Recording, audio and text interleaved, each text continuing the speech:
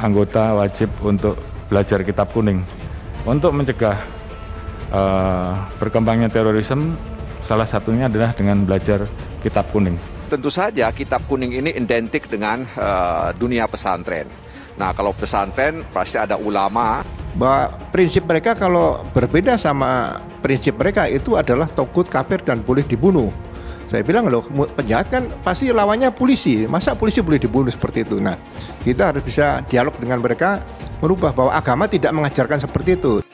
Sidang Dewan yang kami hormati, sekarang perkenankan kami menanyakan kepada Sidang Dewan yang terhormat, apakah laporan Komisi 3 DPR RI atas hasil uji kelayakan terhadap calon Kapolri tersebut dapat disetujui?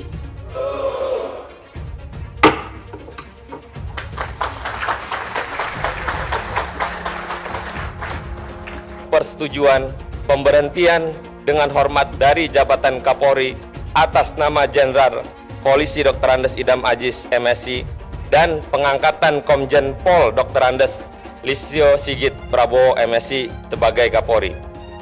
Alhamdulillah hari ini pendapat fraksi menyampaikan bahwa kita disetujui dan baru saja disahkan oleh Ketua DPR di dalam rapat paripurna. Apa yang direkonsiliasi dengan Pak Habib Rizik? Kita nggak ada masalah. Dari awal saya katakan, Pak Habib Rizik mau pulang, ya pulang saja. Pergi sendiri, pulang silakan. Ya, kan nggak ada masalah. Buktinya pulang ya nggak ada masalah kok. Apakah kita mencegat? Enggak. Aparat keamanan justru kita wanti-wanti, ya kawal dengan baik, jangan diganggu. Ya, walaupun mereka sendiri yang mengganggu, harus clear. Masyarakat juga harus paham. Tidak ada yang perlu direkonsiliasi. Yang diperlukan di sini adalah masing-masing punya hak dan tanggung jawab. Secara mufakat menyetujui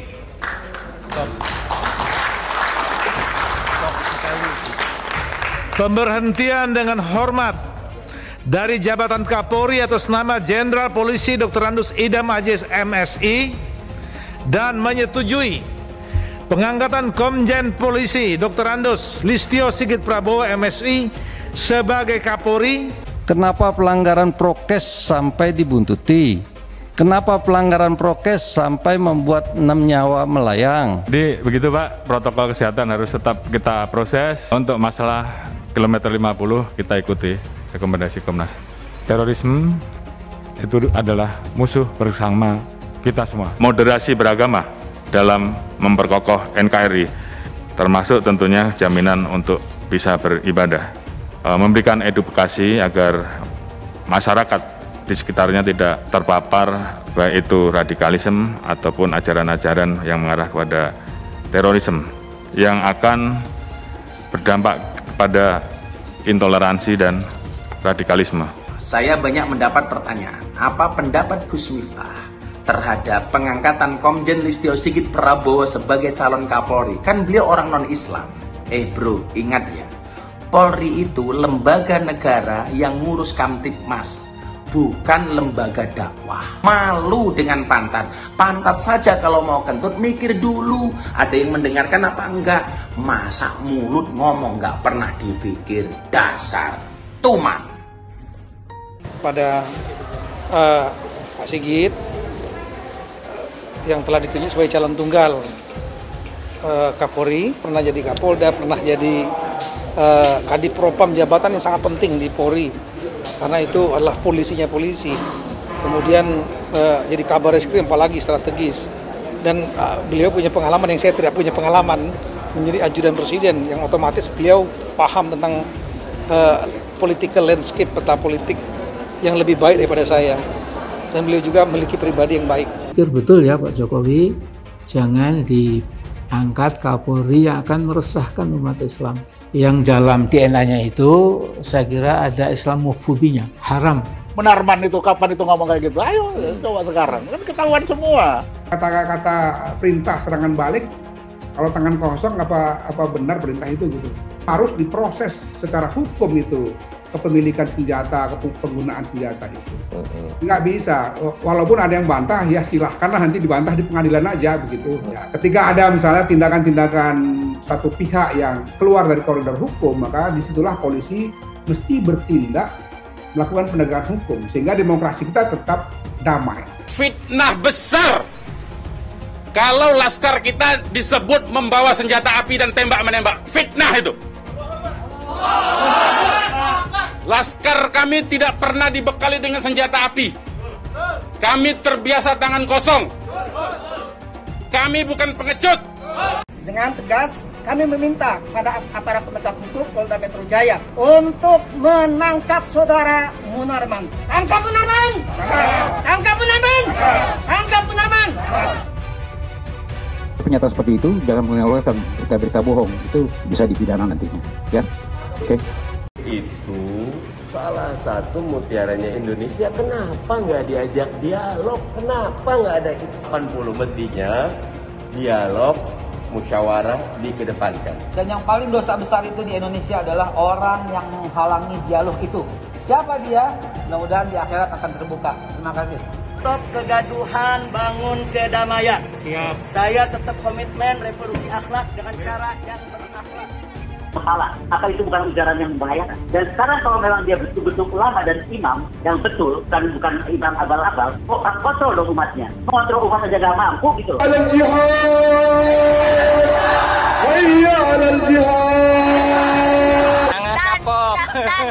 Dan laskar milik bukan dibayar, tapi mau sendiri untuk berjuang di jalan Allah. Satu komando di BHRS. Takbir! Allahu Akbar. Jangan sombong sama pangkat. Hei Jokowi, jangan sombong sama pangkat. Hei Megawati, jangan sombong sama pangkat dan jabatanmu. Di atas kalian ada Allah. Di akhirat dipites kayak kucu sama Allah. Maju terus, Polri dan TNI. Jangan pernah takut. Siapapun yang merusak negara, siapapun yang membuat kekacauan negara, sikap berani, benar, dan berani. Ditangkap, diborgol, di penjara. Wah, dia ngomong, Habib, musuh punya pistol, kita nggak punya. Kadang-kadang intelnya SD nggak lulus sih. Kita tantang mereka untuk perang melawan kita. Kau pakai parang, kita pakai parang. Kau pakai bedil, kita pakai bedil. Kau pakai granat, kita pakai granat. Kau pakai amunisi, kami juga punya amunisi. 7 hari, 7 malam, pecah perang. Tidak mau diajak revolusi akhlak. Sudah saatnya umat akan melakukan jihad untuk kembali memerdekakan Indonesia, sudah. Takbir. Jadi kalau ada ulama yang ngomongnya kasar, ulama bukan itu, bukan ulama. Presiden tidak minta maaf, menteri tidak minta maaf, kami akan ajak umat Islam rame-rame turun, kita demo kepung istana presiden supaya tidak kurang ajar. Takbir. Presiden goblok, udah menteri agamanya saudara sesat. Lebih keras, lebih kompak. Jokowi kita ganti namanya menjadi Jokodok, saudara. Setuju? Siap turunkan Jokodok, siap turunkan Jokodok, siap lengserkan Jokodok. Takbir. Bunuh semua pendeta yang terlibat, saudara. Takbir. Berani bunuh pendeta-pendeta radikal, berani habisi Kristen radikal. Takbir. Jangan salahkan umat Islam kalau besok kepalanya ditemukan di jalanan, saudara. Lonte hina Habib dijaga polisi, ditangkap enggak dijagain. Jangan-jangan minta jatah kali. Anak Tuhan dari mana? Kalau Yesus anak Tuhan, bidangnya siapa? Di seluruh wilayah Indonesia kami katakan dan padahal dia minoritas. Dia mulai kau pertama kafir, Kedua, goblok. Kitab Bible Kristen itu bohong. Saya bukan mengatakan Bible Kristen fiksi. Bible Kristen itu palsu. Karena di salib itu ada jin kafir. Karena di salib itu ada jin kafir. Karena di salib itu ada jin kafir. Haleluya. Saya nggak pernah mundur untuk kebenaran, keadilan, kejujuran. Dan peri kemanusiaan, gue nggak pernah mundur. Dan gue nggak pernah takut juga sama lu. Siapapun yang rasis, gue akan hadapin. Gue bilang. Karena rasis itu dia berperi kemanusiaan. Sama saya ditanya dulu kan, kamu nyesel nggak statement kamu di Pulau Seribu sehingga masih masuk penjara? Tidak pernah nyesel. Karena saya mengatakan kebenaran.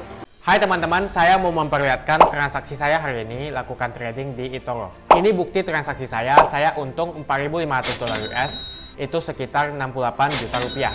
Semua keuntungan bisa saya dapatkan dengan fasilitas copy trading di eToro. Kalau saya bisa, kalian juga bisa guys. Oke, itu yang mau saya tunjukkan. Like video ini sekarang juga dan gunakan link di kolom deskripsi, maka kalian berhak dapat bonus kalian.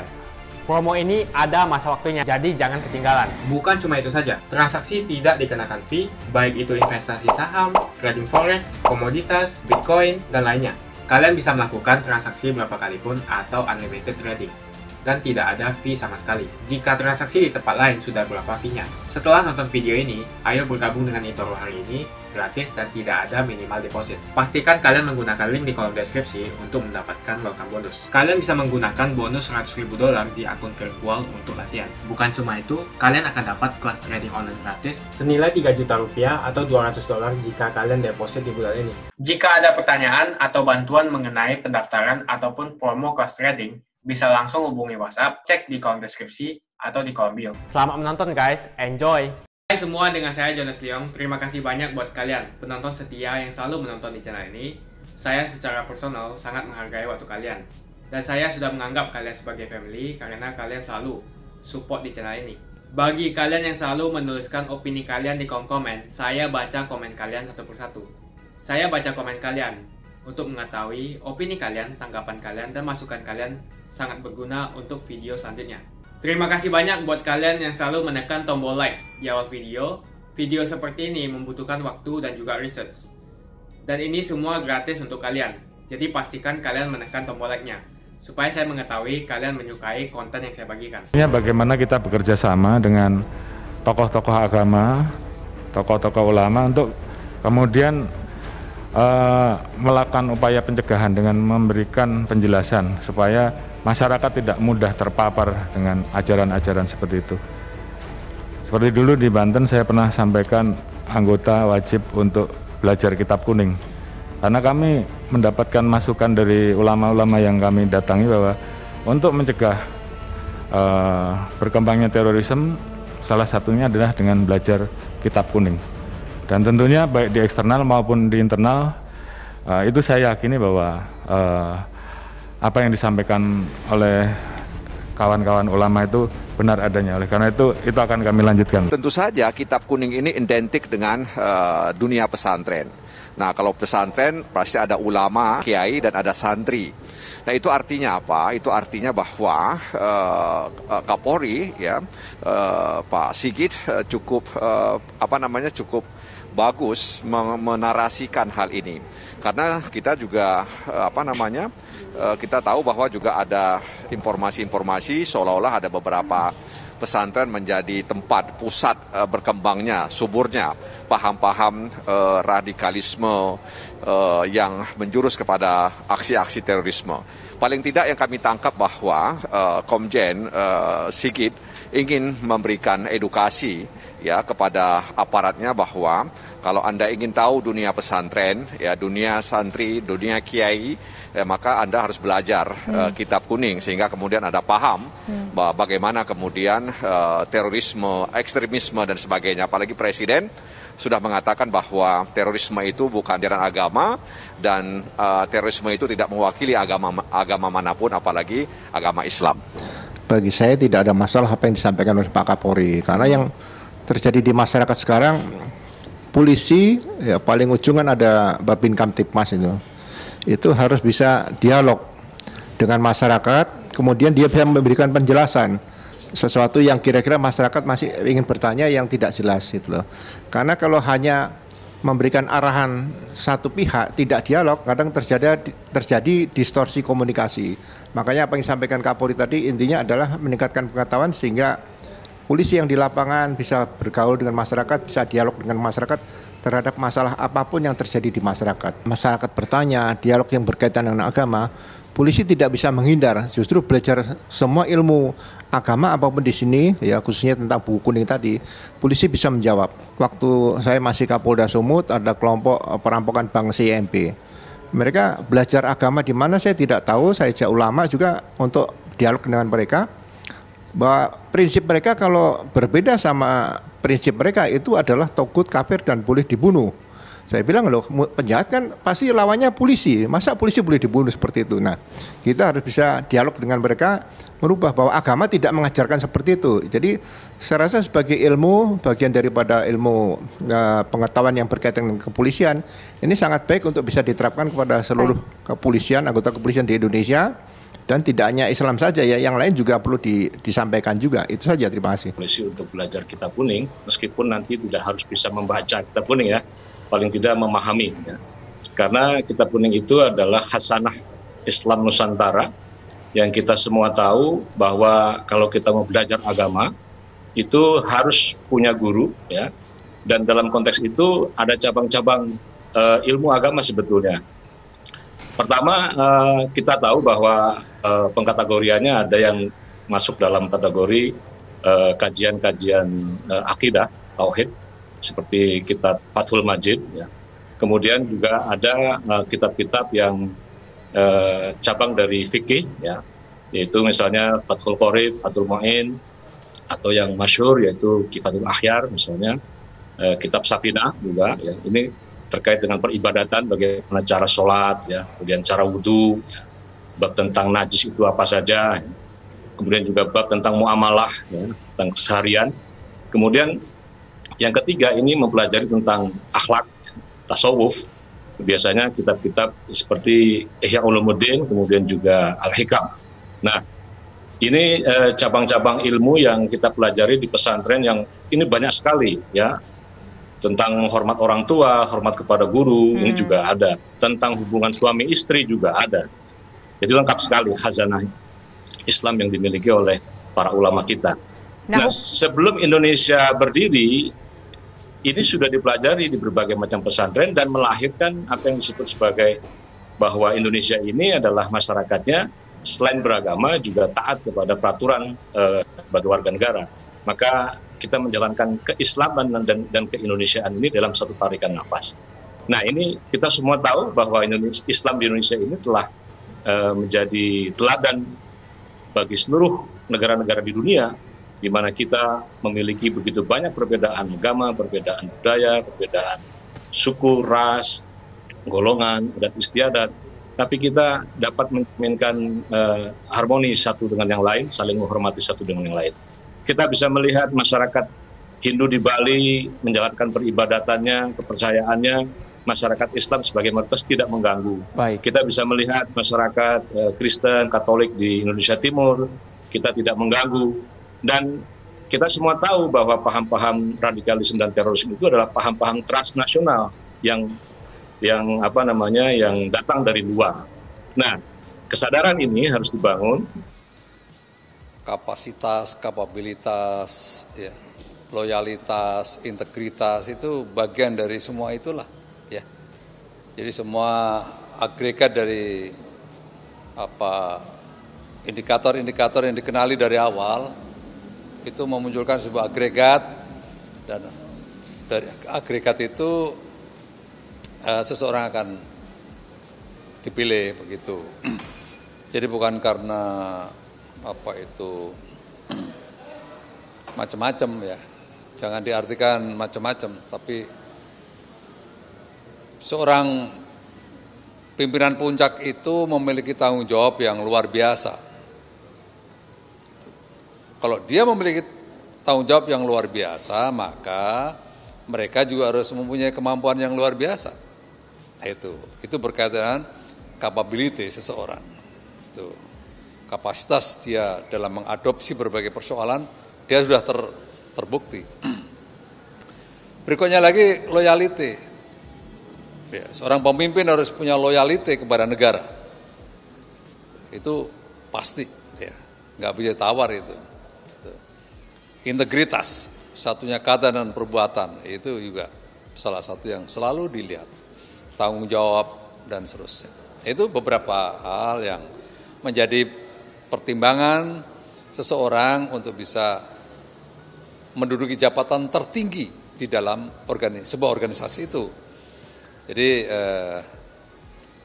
pertimbangannya seperti itu, ya, bukan yang lain-lain. Loncatan, ya memang begini ya, satu hal yang juga menjadi pertimbangan kalau kita menempatkan, saya mantan Panglima TNI, memikirkan bagaimana memikirkan antara mempertimbangkan satu senioritas, yang kedua mempertimbangkan yang tadi. Itu. Jadi pasti Presiden sudah memikirkan ya untuk kepentingan yang lebih besar, maka ada pertimbangan-pertimbangan lain. Gitu. Jadi ini kan pilihan-pilihan ya. Pilihan pertama pendekatannya senioritas, pilihan yang kedua pendekatan yang tadi beberapa persyaratan tadi. Itu bisa pendekatan senioritas apabila apa yang menjadi pemikiran Pak Presiden tadi dari berbagai indikator itu terpenuhi. Pertanyaannya, apakah mereka tidak terpenuhi? Dalam konteks ini tidak bisa dijelaskan secara matematik ya, itu. Karena penilaian itu bisa bersifat jarak dekat, penilaian bisa jarak jauh, penilaian bisa dilakukan dalam keseharian dari pengalaman-pengalaman empirik yang terjadi selama ini. Jadi penilaian itu sekali lagi bersifat holistik. Ya, holistik memperhatikan berbagai hal, baik dari sisi persyaratan-persyaratan yang tadi, dari sisi psikologinya, dari sisi yang lain. Apa yang direkonsiliasi dengan Pak Habib Rizik? Kita nggak ada masalah. Dari awal saya katakan, Pak Habib Rizik mau pulang, ya pulang-pulang saja. Pergi-pergi sendiri, pulang-pulang silakan. Ya, kan nggak ada masalah. Buktinya pulang ya nggak ada masalah kok. Apakah kita mencegat? Enggak. Aparat keamanan justru kita wanti-wanti, ya kawal dengan baik, jangan diganggu. Ya, walaupun mereka sendiri yang mengganggu jalan maksudnya, mengganggu publik kan begitu. Tetapi kita tidak memberikan upaya-upaya untuk menekan, upaya-upaya untuk menghalangi dan seterusnya. Ya, buktinya apa? Beliau datang sampai ke rumahnya juga aman-aman aja, selamat kan begitu. Jadi inilah kita juga harus luruskan, harus clear, masyarakat juga harus paham, tidak ada yang perlu direkonsiliasi. Yang diperlukan di sini adalah masing-masing punya hak dan tanggung jawab, gitu. Hak sebagai warga apa? Itu. Tanggung jawab sebagai warga apa? Negara juga punya hak dan punya tanggung jawab untuk menjalankan semuanya itu, agar apa aturan-aturan itu bisa ditegakkan, berjalan dengan baik. Karena apa? Negara itu melindungi semuanya. Bukan hanya melindungi bukan hanya mikirin orang-orang yang suaranya keras, silent majority nggak dipikirkan, enggak. Semuanya harus merasakan aman, nyaman ya. Untuk itu tugas negara harus menyelenggarakan situasi itu dengan sebaik-baiknya. Jadi menurut saya istilah rekonsiliasi itu apanya yang direkonsiliasi? Asal kita semuanya baik-baik bekerja, nggak ada masalah kok. Gitu loh ya. Kita bukan pada posisi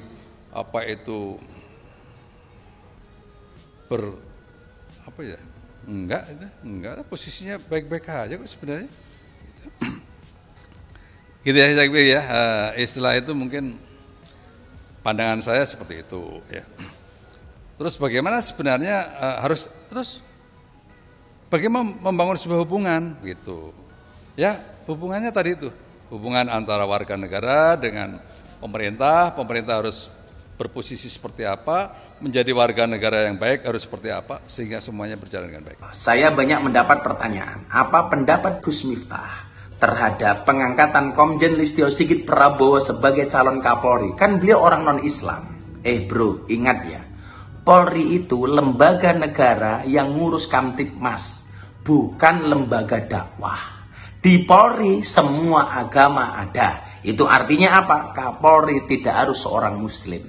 Siapapun dia, profesional, punya kapasitas, punya kapabilitas, layak untuk menjadi Kapolri.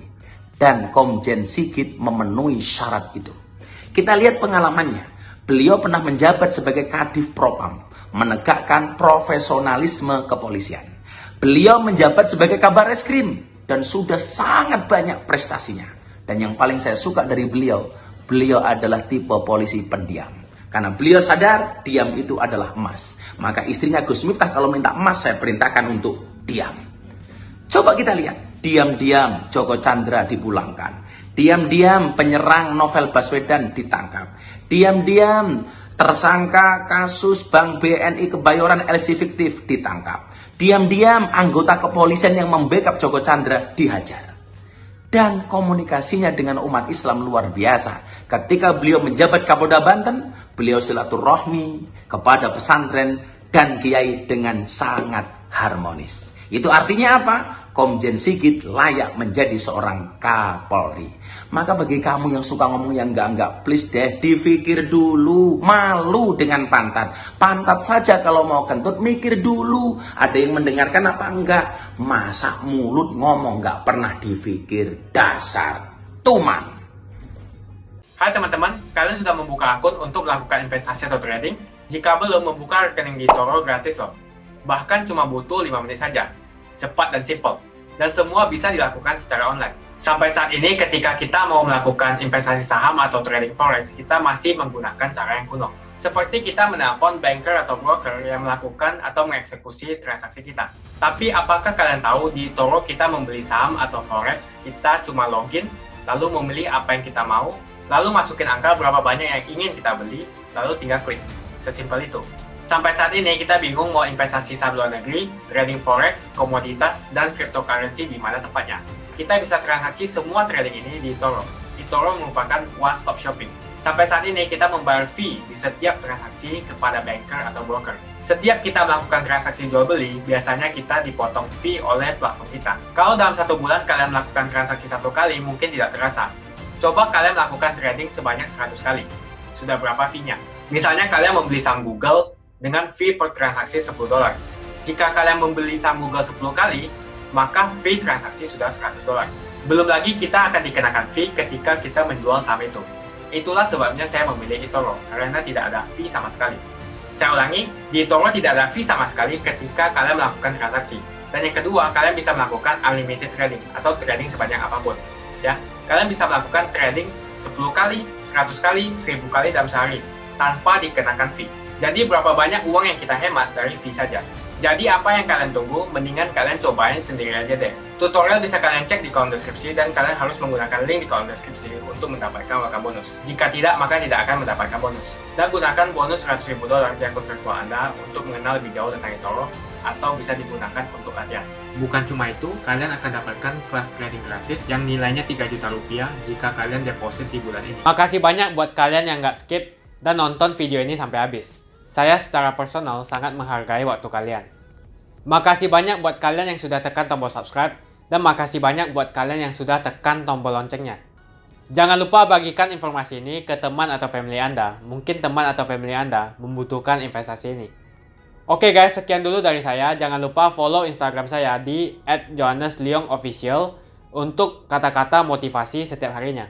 Bagi kalian yang termotivasi nonton video ini, ayo like video ini dan subscribe di channel ini. Dan buat kalian yang sudah subscribe di channel ini, jangan lupa tekan tombol loncengnya supaya kalian mendapatkan notifikasi setiap kali saya upload video. Hai teman-teman, terima kasih banyak buat kalian yang sudah menekan tombol join atau sudah bergabung di channel YouTube Jonas Leong. Ini adalah salah satu feature dari YouTube di mana kalian bisa mensupport channel Jonas Leong untuk lebih semangat membuat konten-konten lainnya. Apa kelebihan ketika kalian join membernya Jonas Leong? Yang pertama, kalian akan mendapatkan badge. atau tanda khusus untuk kalian semua, seperti ini. Kita mulai dari new member, 1 bulan, 2 bulan, 6 bulan, 1 tahun, dan juga 2 tahun. Jadi semakin lama kalian berlangganan dengan membershipnya Jonas Leong, maka base Anda akan berevolusi menjadi lebih bagus dan menjadi lebih baik lagi. Yang kedua, kalian bisa menggunakan banyak emoticon yang bisa Anda pakai, seperti ini. Jadi kalian bisa berekspresi menggunakan emoticon yang sudah saya sesuaikan untuk kalian semua pendukung Jonas Leong. Tentu saja ada perbedaan antara orang yang belum membership dan sudah. Dari segi tampilan nama yang di-highlight dan juga logo di samping nama ketika Anda komen. Dan juga komen kalian akan lebih sering saya reply dan juga akan saya pin atau feature di setiap video. Buat kalian yang tidak bisa ikutan atau bergabung membership, tidak masalah. Karena dengan Anda menonton dan juga subscribe channel YouTube Jonas Leong, dengan cara like dan juga komen channel YouTube Jonas Leong, itu sudah cukup untuk mensupport channel Jonas Leong. Ini adalah feature di mana kalian ingin mensupport channel YouTube Jonas Leong secara lebih lagi. Oke teman-teman, terima kasih banyak untuk support yang kalian berikan kepada channel YouTube Jonas Leong. Dan saya akan jumpa kalian di video selanjutnya.